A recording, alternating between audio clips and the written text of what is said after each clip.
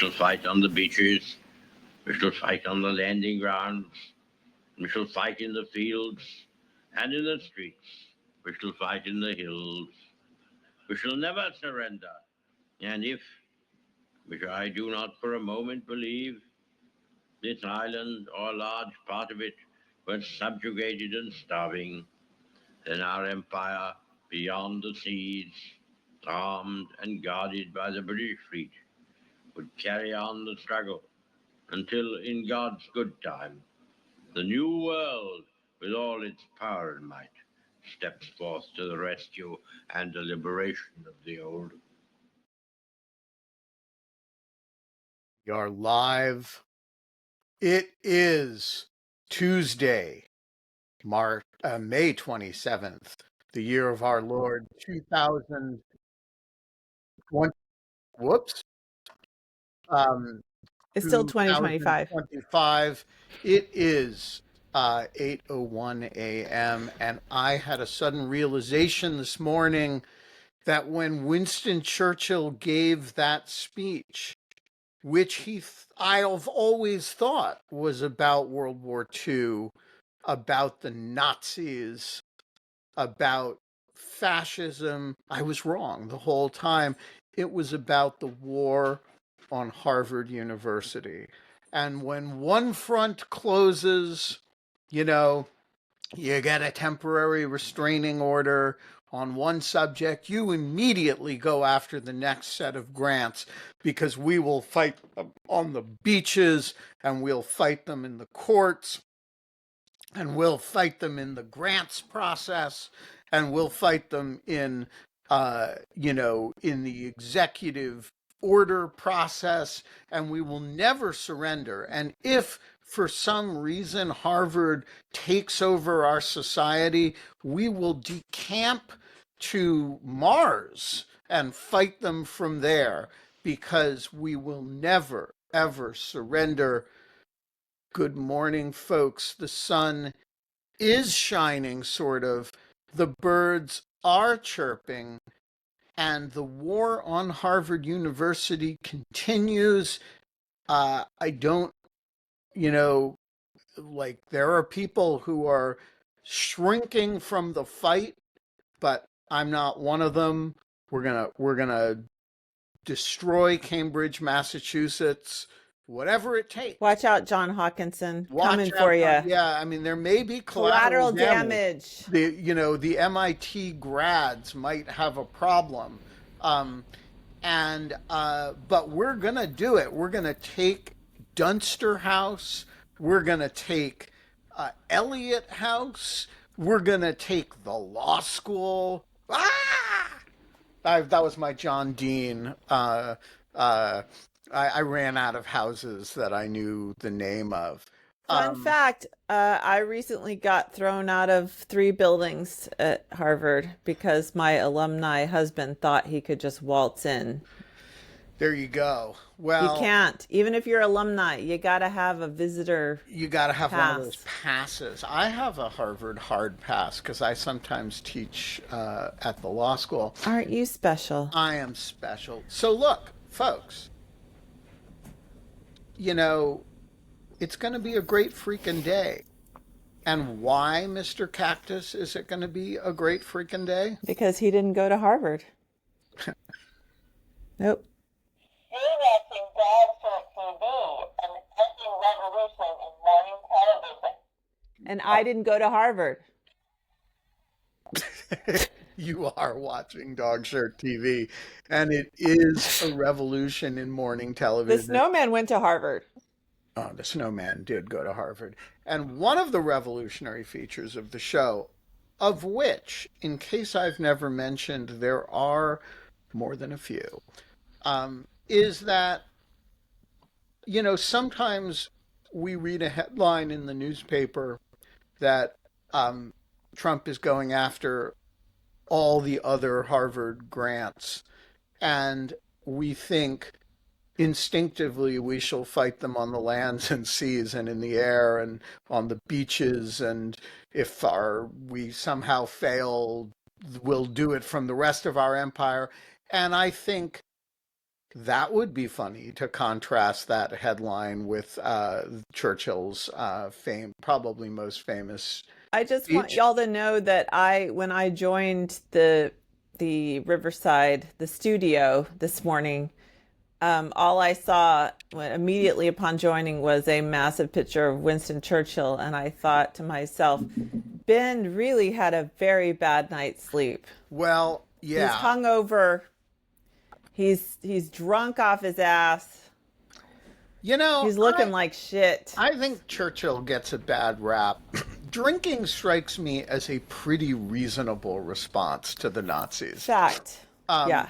And anyway, and I thought, wouldn't it be amusing to just start the show with that?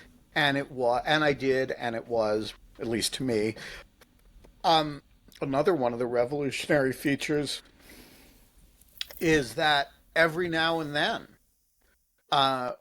E.J. Wittes and I write a description of the show from yesterday that references Holly's very brief, triumphant storytelling about her parenting.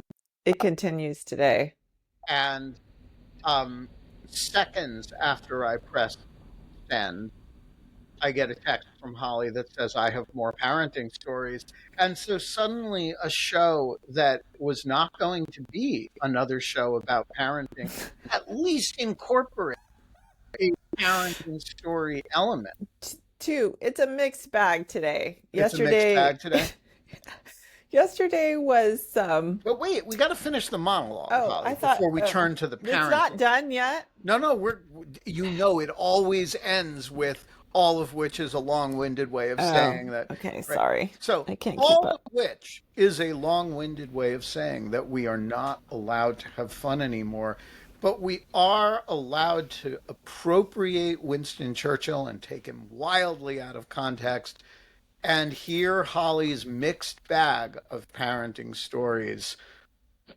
Holly. Okay, so first of all, to continue the triumph theme, first of all, the bad news is I think my son is plotting my death because that's the only explanation for his behavior.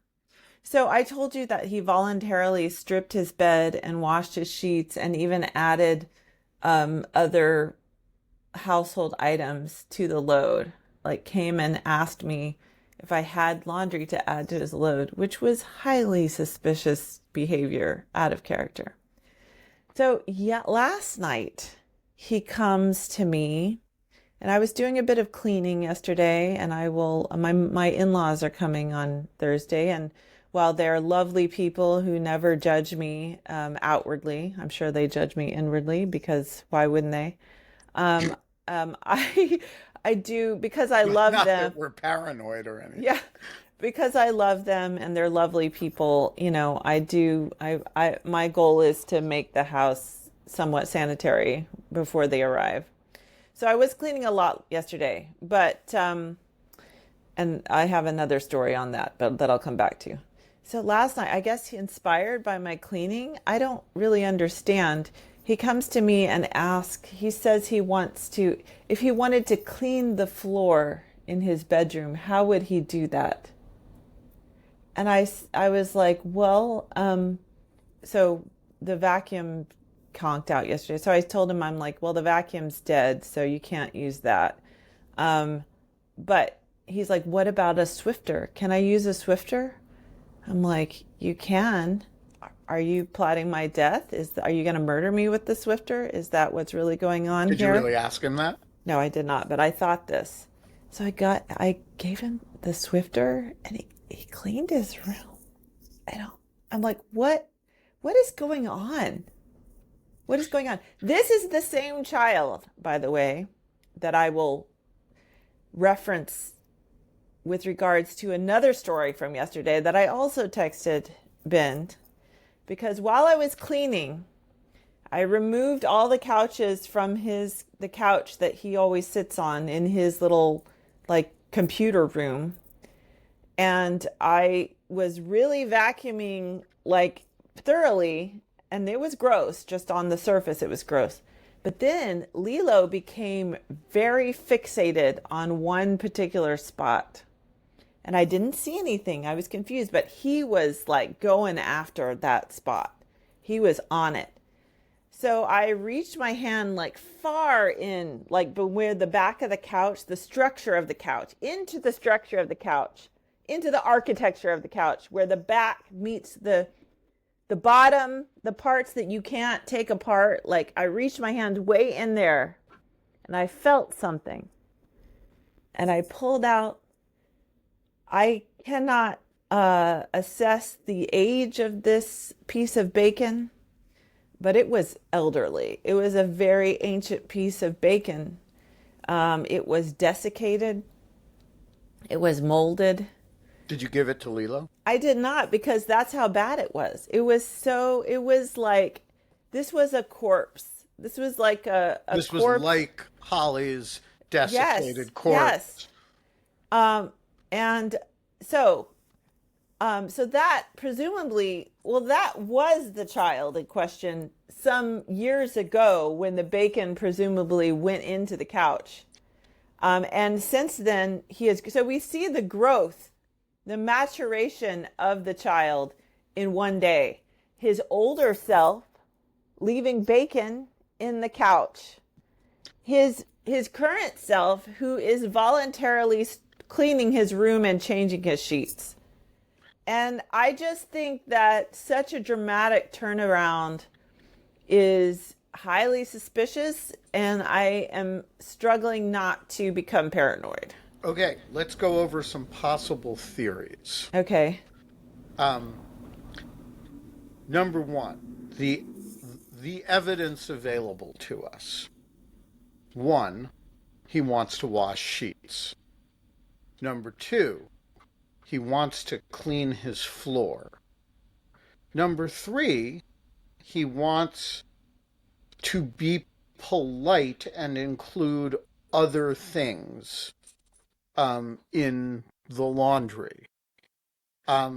So one possibility is that there is already a body in the room. And it's not your corpse that's the issue. It's an already existing corpse. So have you checked on the welfare of, for example, his sister? Oh, she's alive. I've seen her. Okay. Husband?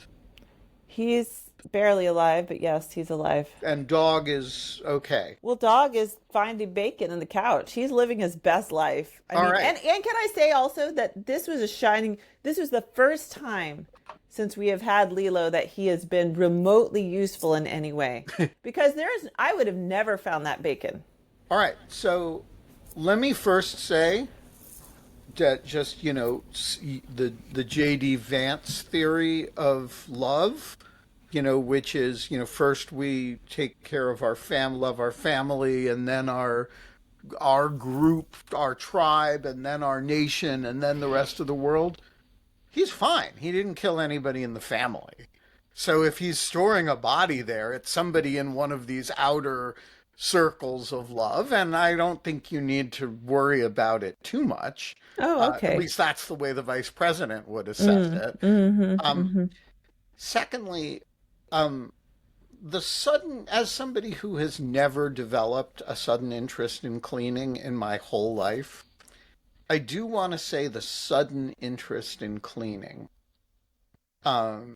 is suspicious. Right. And that there is something in the room that he wants to avoid scrutiny of, I have no doubt. And I have a feeling I know what that is, and we shall not mention it. All right. Well, I am going to tell you a parenting story of the oddest situation that has ever arisen involving cleaning in my house. In defense of one of my children, who will remain nameless, it's not like his mother and I set a good example for cleaning. The general rule in the Wittes household is all are welcome and we clean for no man or woman. And I love that. I Um, really do. I and aspire to that level of I don't give a F. yeah, it's just not so. And it came to pass that one day, let's just call this person child X, like a variable, and X had we had child X, apropos of nothing, kind of like your eldest or youngest, um, just apropos of nothing, became interested in sleeping in the living room. And we weren't really sure what this was about. But around the same time, this went on for a few nights. Around the same time, we developed a fruit fly problem. Oh, And fruit no. flies are, they show up, and we get them around the house a fair bit. Mm-hmm. And Mm-hmm. so we didn't think much of it. They were clustered in the kitchen, which is where we would expect them to be clustered. Um, and we didn't connect the fruit fly problem with the fact that child X had essentially decided to sleep on the couch a lot. And then the fruit fly problem got worse.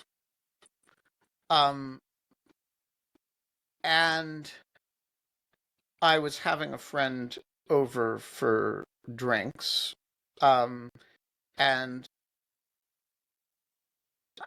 the fruit fly problem seemed like it was worse than usual. Well, one thing about fruit flies is that if you don't find the source of the problem, it gets worse on a sort of exponential Yes, basis. they breed quickly. They breed quickly. It's like people say it's rabbits, but no, Drosophila is kind of in Of a... course, he knows the proper name. Yes. Yeah, well, John Hawkinson does too. He knows the full name. Of course, he does. Drosophila is, it's the ultimate lab experiment. And he knows that they have huge chromosomes. So,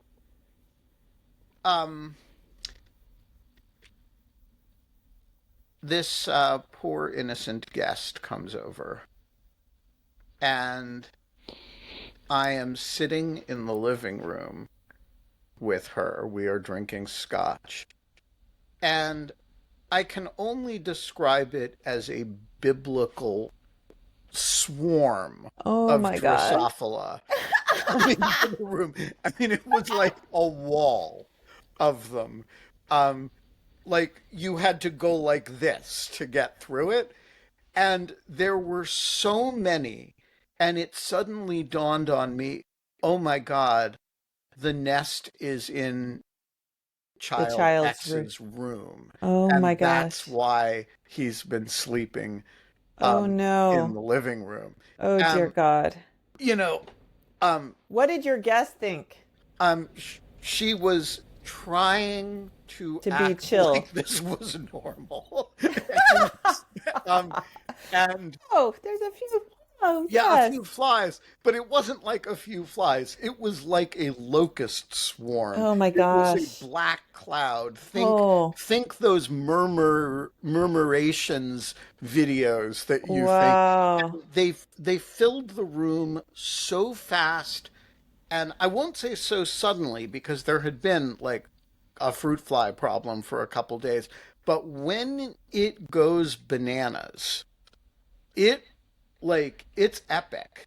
And it Wow. took days to Okay, get but what rid was of the them. source? The Why was there? source was a orange behind a dresser.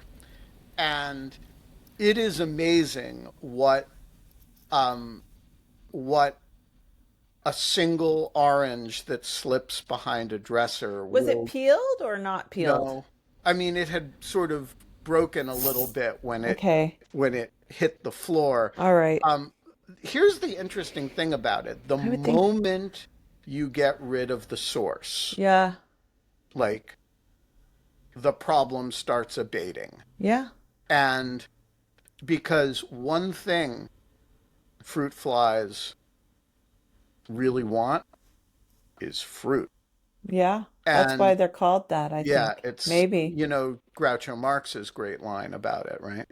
No. Time flies like an arrow, fruit flies like a banana. Good. The Very more good. you think about it, the better it gets. Um, anyway, um, uh, uh, I just want to say until you've had a fruit fly infestation, if you're still speculating about what the issue that needs cleaning is, you're still solidly in the department of amateur. Okay. Here. So this is. Can I just query you? Because although your story does, I feel like make my admiration of your cleaning philosophy a little diminished. However, I'm going to text the person who was sitting um, and there and just get her memory of it. Hang okay. on. All right. Well, while you're doing that, let me ask you. So here's my thing. Like cleaning, I do think some people are wired for a greater tolerance of disorder and mess, and that could include like clutter mess. It could include just like messy mess. I have a I like it not in other people's houses, but in my own house. Like it grates on me. It wears on me, but at the same time, I really have the process of cleaning and organizing is really not interesting to me. So I basically am constantly bouncing between poles of, neuroses and frustration, and like I want a live in, not a live in because that's boring. I don't want to live with extra people, but I basically want someone to come and on a daily basis organize my whole life, clean my whole house, do all the boring work that I don't want to do, but that's not going to happen. So I basically ignore things until it really bothers me, and then I go on like big cleaning binges until I lose interest, which doesn't take very long. But I aspire to be someone who really doesn't care, except that these situations, like if you like the hoarding houses, you know what I'm saying? Like the TV show ones, like it can get real bad. You know what I'm saying? So I'm just wondering where the line is in your household. Well, um, first of all, the line is nothing dangerous. Um, so, you know, there is a fine line between not cleaning and hoarding. Not because the non cleaner actively hoards, but because stuff piles up over time, and it's not like anybody made a decision, oh, we're going to keep all the newspapers. But Right. you do end up with a lot of stuff that normal people throw out. Yeah. And so every now and then you go on throwing things out binges. Um, and that's, I think, what separates you from hoarders. What about like a toilet? Do you ever clean a toilet? Oh, yeah. Okay. Yeah. So you have, it's not like you never clean. No, so the key distinction is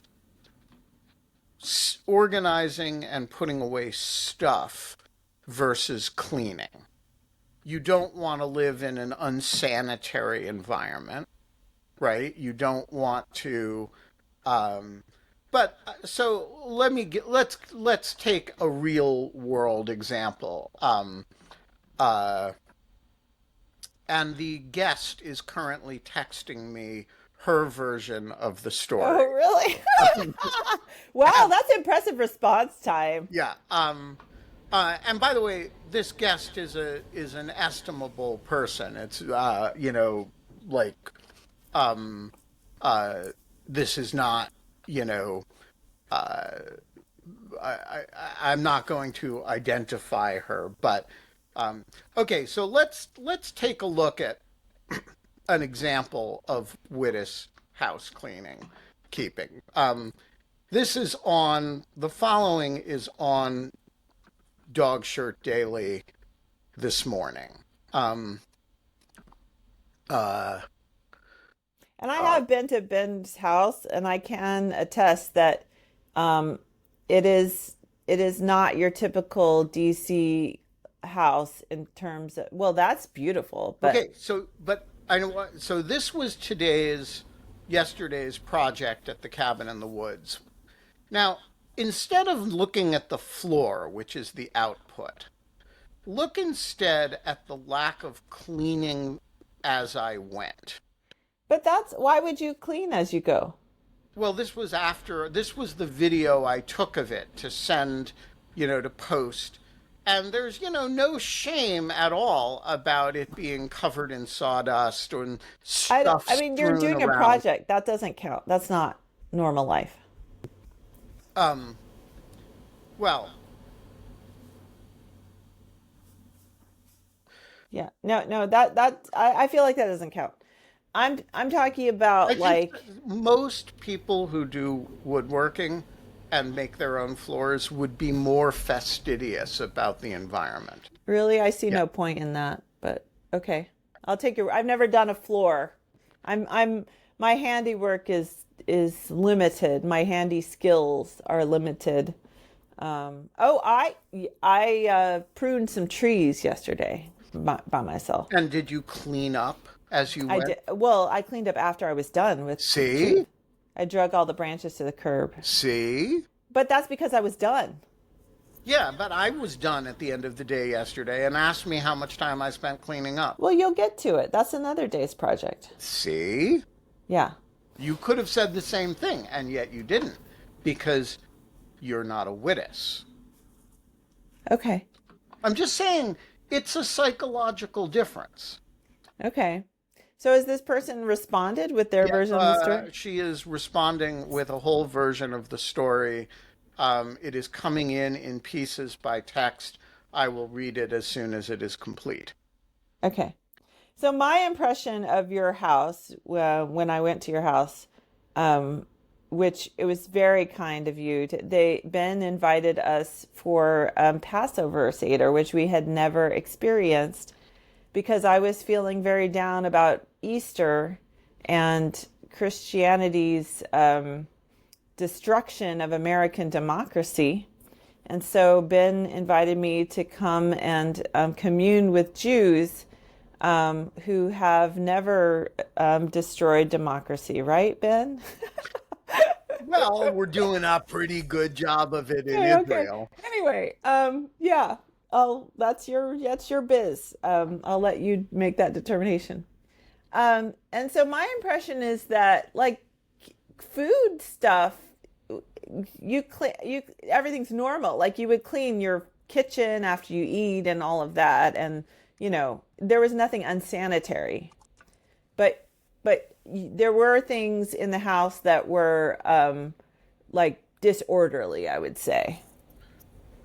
So I will concede that it sometimes takes us a little while to do the dishes.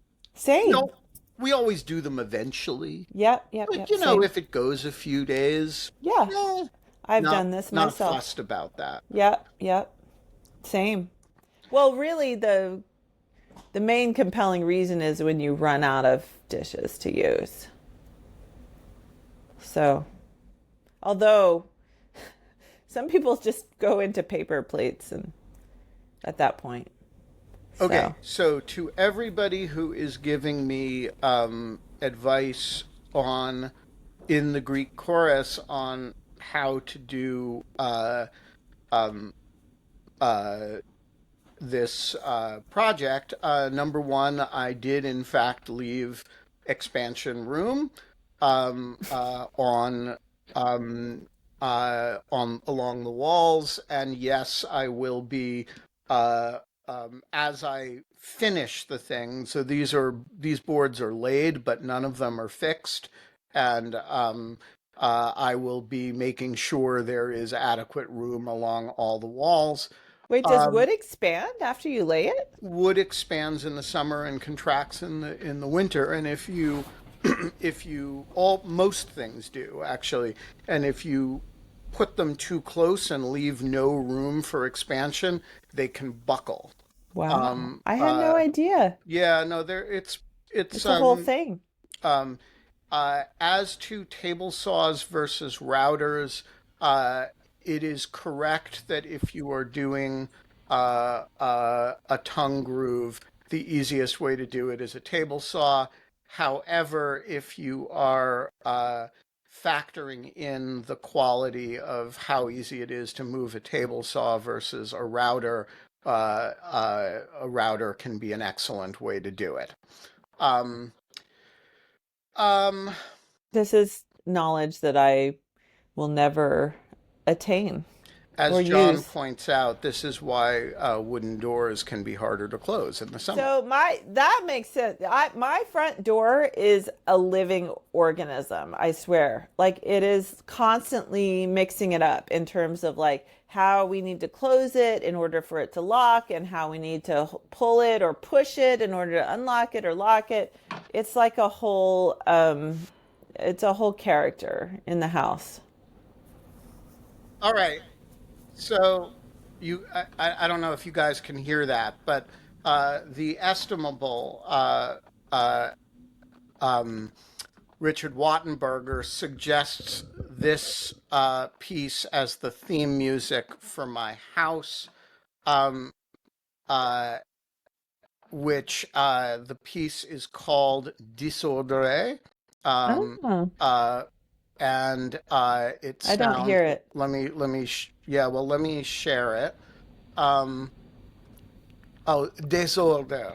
Um, Disilde. yeah. Or in Swahili, shagala bagala. Shagalabagala.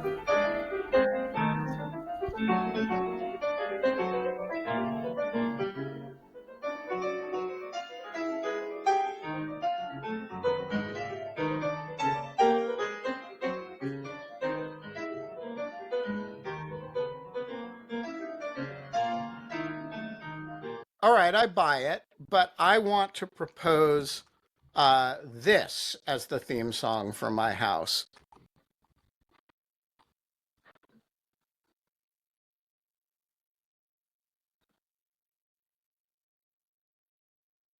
Fun.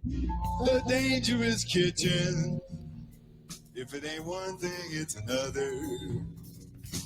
In the middle of the night when you get home, the bread things are all dry and scratchy. Oh my gosh. Okay. The meat things where the cats ate through the paper. Ooh. The can things with the sharp little edges that you cut your fingers when you're not looking. The soft little things on the floor that you step on, they can all be dangerous. My wife and I sometimes, when the kitchen is looking pretty particularly bad, we burst into the last verse of that song, which goes, "Who the fuck wants to clean it? It's disgusting and dirty." I love it. I Yeah. love that. I love you guys. I love that vibe. So, Um, all right. We have squandered 35 minutes talking this about. show is just pure nonsense. It's very postmodern, you know? It's very All postmodern. right, so let me, I will now read from our guest her account of what happened. Okay. I arrived at Shea Widdis for a scotch and kvetch.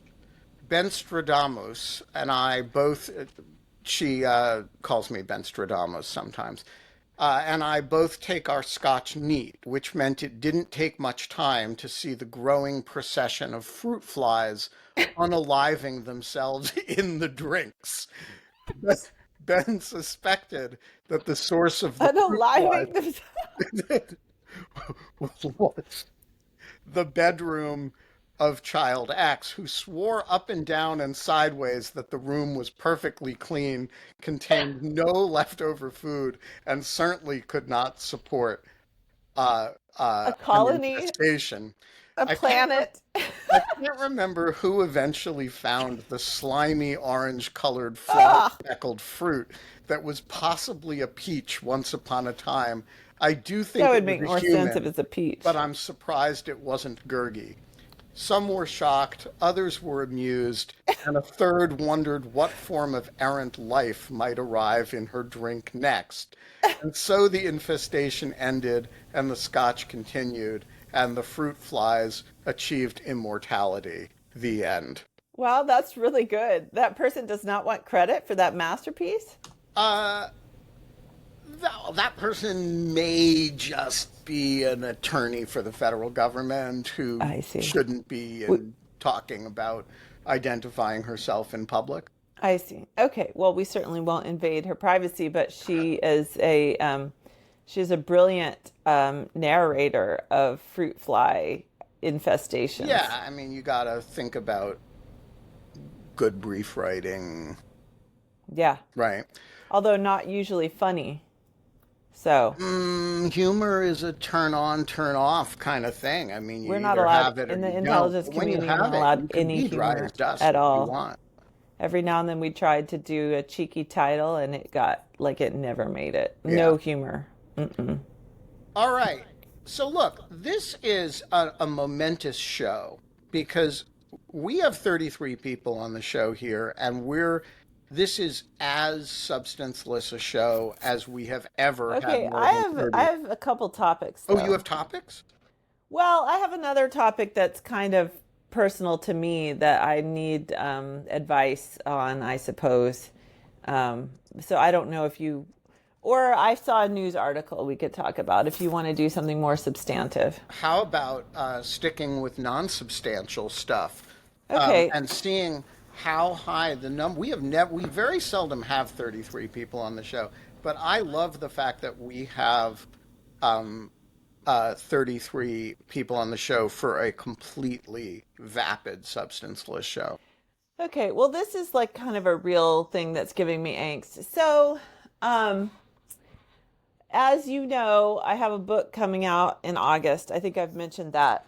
There's the advanced copy, hard copy. Let me get that for people so they can see and be impressed because it's very exciting. We have something in, oops, anyway, this is not the real copy. This is the mock-up advanced copy, but still it's in physical form, and that's very exciting. Look at all that. Look at all those words, people. A lot of words.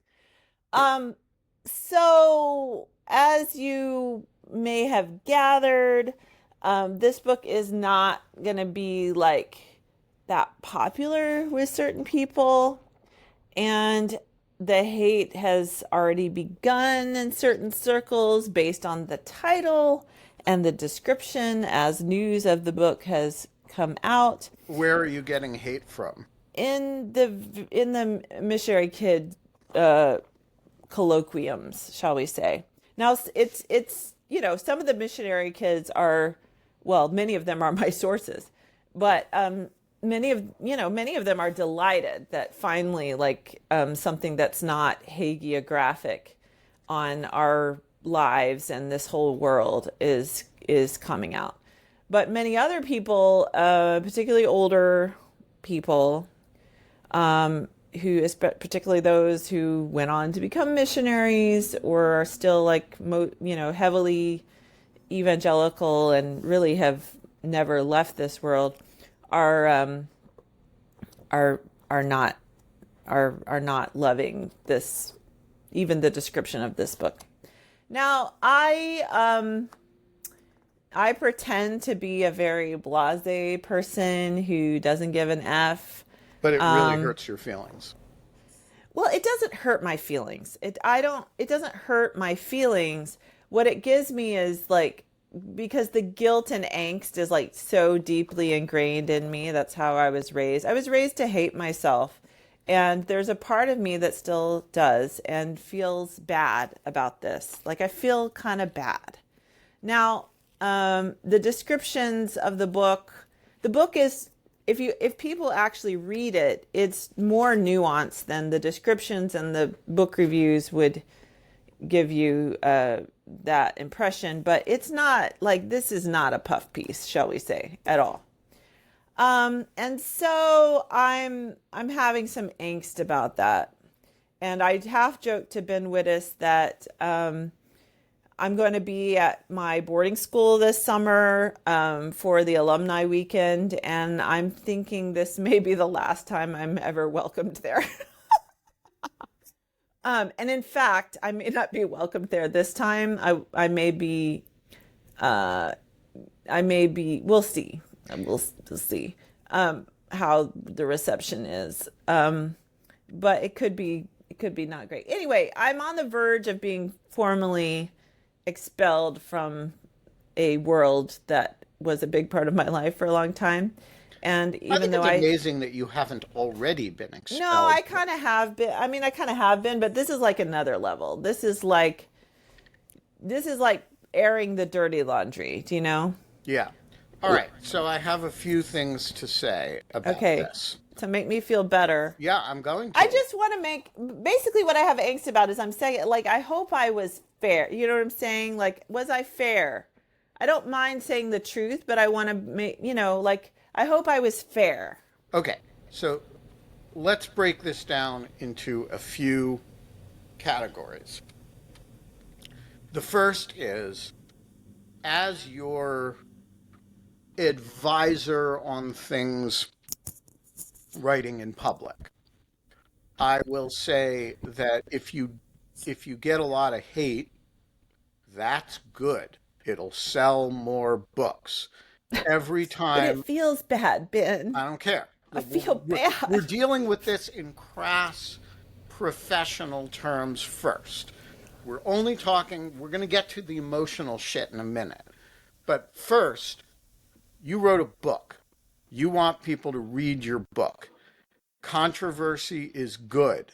Their hate of you is good. You didn't write this book in order for, Franklin Graham to say, wow. Oh, he's going to love it. Wow, this made me really think about what we're doing and how we're. That's not why you want Franklin Graham to tweet, if he uses Twitter, Holly Berkley Fletcher is Satan's pawn, and she had the opportunity of a lifetime to grow up in the service of Christ, and she rejected the body of Christ for the materialistic world. And where's my pool boy? That's a different guy, to be fair. Oh, is it? Yeah, that's a different evangelical horror show. Yeah. Oh, okay. That's Jerry Falwell Jr. Oh, Jerry Falwell Jr. Sorry. Yeah. Apologies, Franklin Graham. That's what you want, Jerry Falwell Jr. I mean, you could have a full boy too, but we haven't heard that. So you want as much controversy as possible. And, let's talk about some of your competitor books. Kristen DeMay's book did not sell a gazillion copies because everyone said, oh, that's very nice that she wrote that. It really made me think. People said, why is she still teaching at a Calvinist college? Why are we letting her? At least I'm not doing that. What's that? At least I'm not doing that. Yeah. I mean, it's, as Darth Vader says, let the hate fill you, course through you. You gotta embrace the controversy at some level. You didn't write this book in order to be liked in that community.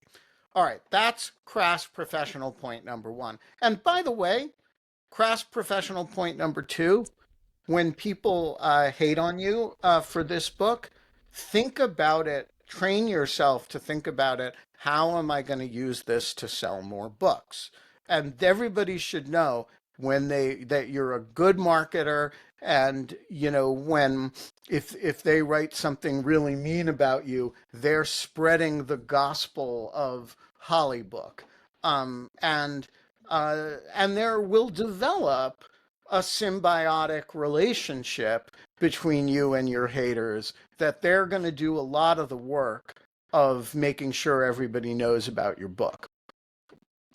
Number two, that's not really the question that you were asking about. The question you were asking about is, but it doesn't feel good to have people hate me. And not just any people, to be clear. Most of these people, I don't give a crap. If Franklin Graham tweets it, like, I just really don't care.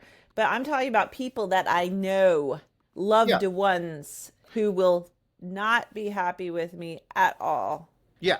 So I will say that the life of a public person with integrity is a giant project in dying without friends. And I mean, and the good news, you have to be prepared to offend your friends to do it. And or to do it well anyway. I mean, you can do it. One of the I reasons, did a lot of research. Like, I yeah, spent years on this. I know. One of the reasons that, so much of the conservative movement got behind Trump is that they weren't willing to die without friends.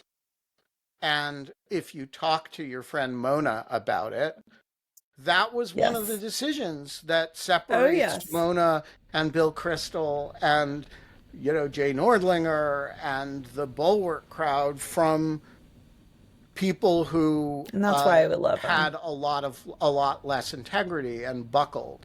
It's not that Mona saw things that a lot of them didn't see. It's that she chose to look them in the face and talk in public about it. And that is a choice. It's a moral choice, and it is painful, and you do um, fuck up your friendships. Um, Along the way, you make other friends, And I have plenty of friends. So it's and really not about, like, yeah. I just don't I as much as I've tried to shed it and become a non-people pleaser, I'm still kind of a people pleaser. yeah. And, as Abraham Lincoln never said, you can please some of the people all of the time and all of the people some of the time, but you can't please all of the people all the time in public life.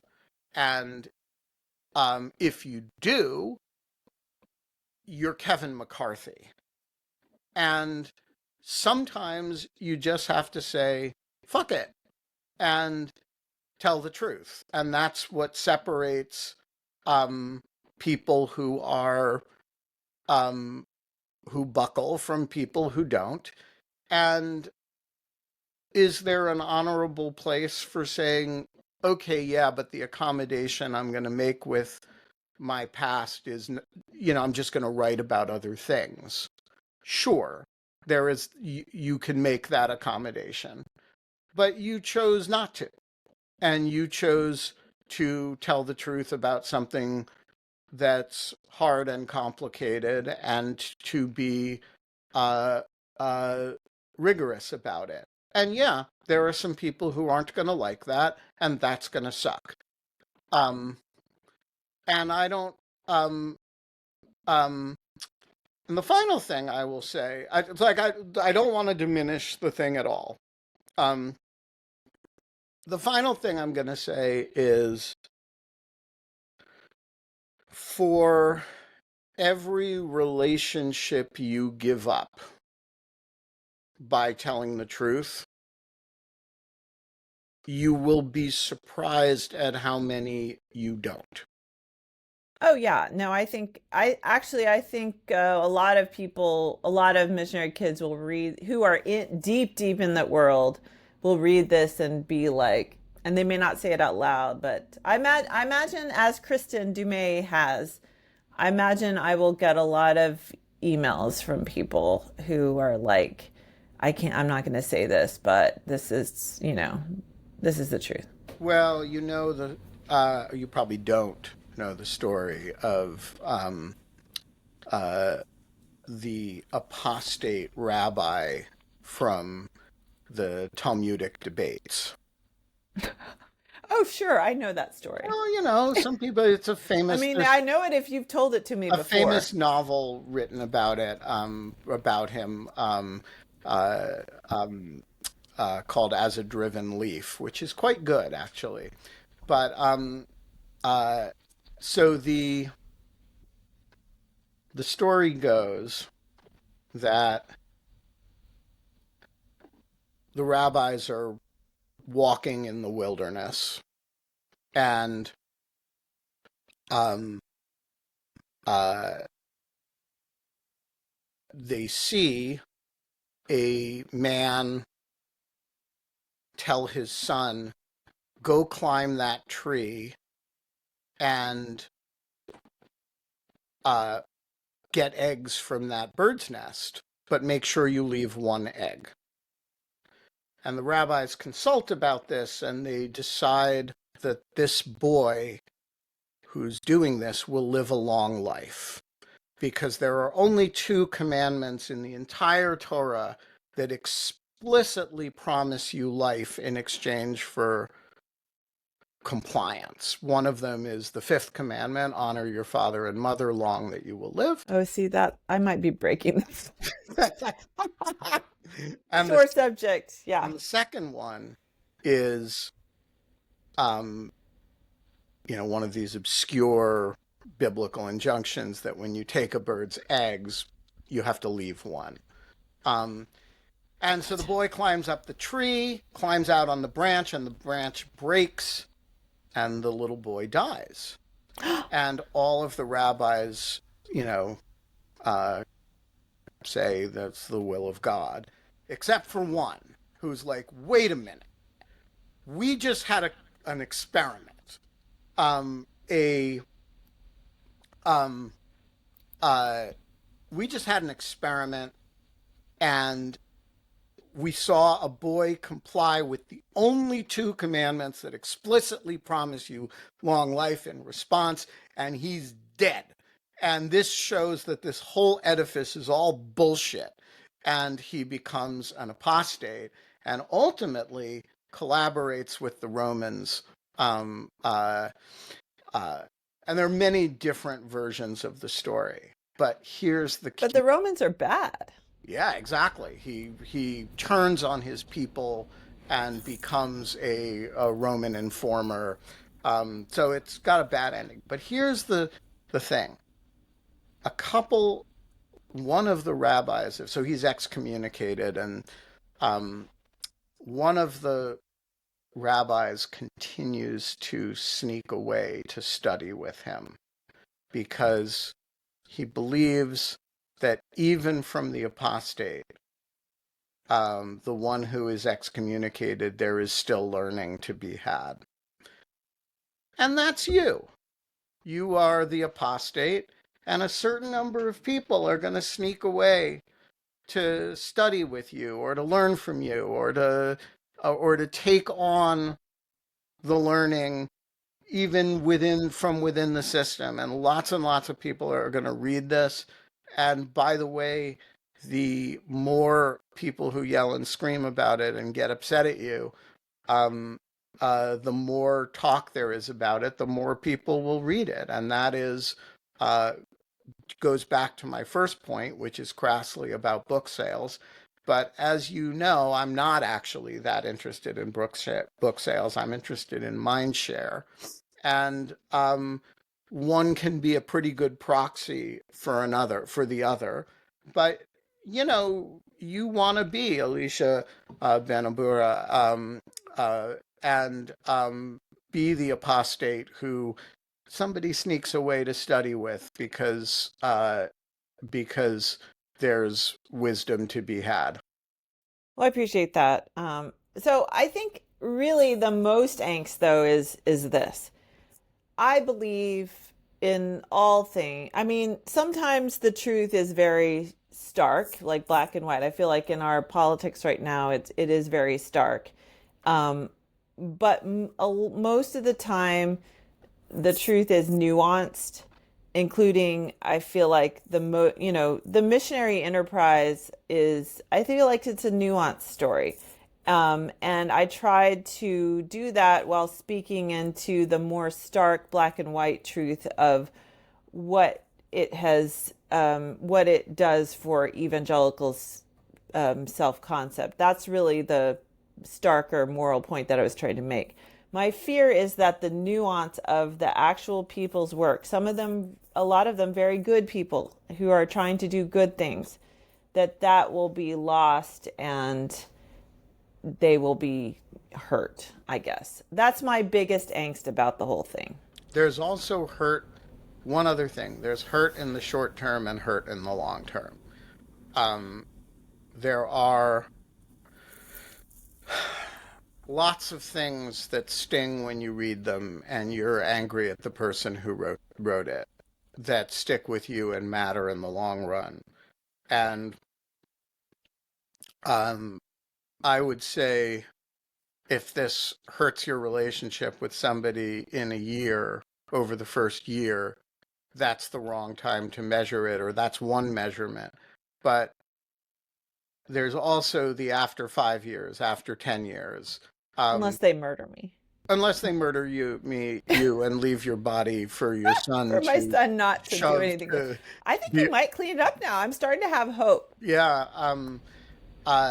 You could become that shriveled piece of bacon. Ben, we're all going to become that shriveled piece of bacon. In the end, we are all just a shriveled piece of bacon behind the couch. I'm going to be cremated because I don't want to be that. Oh no, I'm going to be a desiccated prune. You think? Oh yeah, I'm going to be mummified. And no, yeah, absolutely. Oh, okay. We should return to this. That's a great conversation. No, be cremated because ashes are very portable. I could continue going on adventures with people. Yeah, but then you'd have to have some morbid person wanting to carry you around in a sack. Anyway, we can. Would you this go is another as whole checked topic. Luggage? Huh? Would you go as checked luggage? No, ashes are very small. Yeah, and actually they could scatter me. So what? This is another whole topic. I was the executor for my grandfather's estate, and as for my wife's grandfather's estate, and as a result had to have him cremated. And I can tell you that ashes are not very small. Oh, really? It was probably 50, 60 pounds of ashes. Get out, really? Yeah, maybe a little less, 30. In the movies, it's like a little container. No, it was like a solid, heavy brick of ashes. Wow. I mean, he was a big guy, but yeah, it's, because... Sorry, Joel said something really funny. What did Joel say in the chat? Joel suggested I write my next book entirely in tongues. Okay, I'm not going to recover. I have to go. Joel, you win. You win the day. All right. Joel has won the chat today. We had 30 of you on the entire time listening to this nonsense. Nonsense. I think that is a win. It's folks, something. We have a guest tomorrow. The estimable Mike Pesca is going to join us. Oh, okay. One of the world's great talkers. And we're not going to plan anything. We're just going to hang out with Mike, who's one of my favorite people. Folks. I don't know if I'll come. I don't know if you need me. It's good to give people a break. You and Mike would like each other. No, I've met him. I've been on the show with him before. So I just don't know if I'm necessary. I could sleep in every now and then. It's not a question of necessary. It's a question of, do you add amusement? Well, I try to, but you got to leave the people wanting more. See it. If I'm on every day, I feel like it's not good. It seems too needy. Yeah. See you tomorrow, guys. It's kind of sad and pathetic.